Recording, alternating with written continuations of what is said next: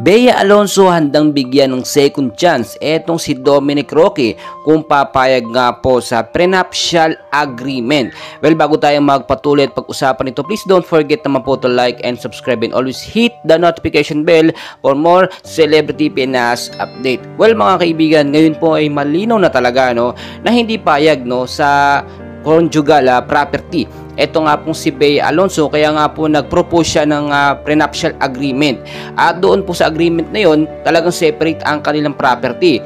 Obvious naman po talaga na pinoprotektahan po ni Bea Alonso ang kanyang kayamanan at mga pinaghirapan, Hindi naman na ibig sabihin nito na hindi niya mahal. Ito nga pong si Dominic Roque. Gusto lamang niya maprotektahan at hindi isipin ng mga tao na ang habol po ni Dominic dito kay Bea Alonso ay yung kayamanan niya.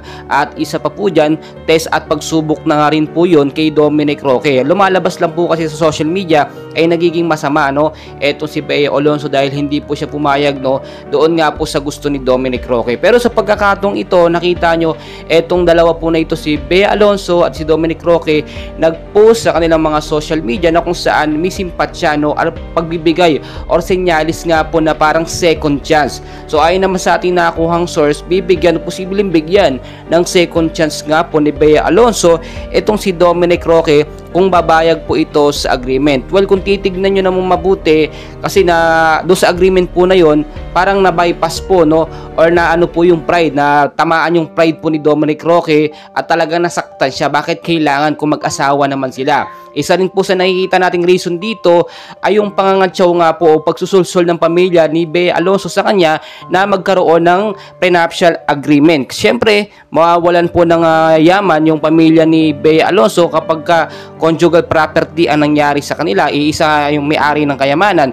Alam nyo mga kaibigan, si Bea Alonso po ay ang isa sa pinakamayamang artista po sa Pilipinas. Napakarami niya pong property at talagang aabot ito ng almost billion. Samantalang si Dominic Roque naman, hindi naman ganoong kayaman, May pera lamang siya. Kasi nga naman, nagsisimula pa lang din ito sa iba't ibang mga project bilang isang artista. Pero nakita nyo, masipag talaga si Dominic at nakita natin yung pagiging mapusong mabait niya dito kay Bea Alonso. So wala tayong question dyan kay Dominic Roque, wala tayong masasabi bukod sa walang bisyo, gwapo, mabait at masipag. So hindi lamang sila nagkaintindihan doon nga po sa prenuptial agreement. At bukod pa po dyan, alam naman natin, sikat ito parehas, pinag-uusapan po sila ngayon. Pero tignan natin kasi dito lamang sila naghiwalay. Hintayin natin ng ilang mga linggo sa mga update kung sila nga ba'y pwede o posibleng magkabalikan pa. Mapag-uusapan naman po yan mga kaibigan, prenuptial agreement lamang yan. Kapag ka nagkasundo, so okay, pumayag si Dominic, tuloy na tuloy po siguro ang magiging kasal nila. Pero ngayon, as of now, hintayin natin yung official statement po ng dalawa na ito.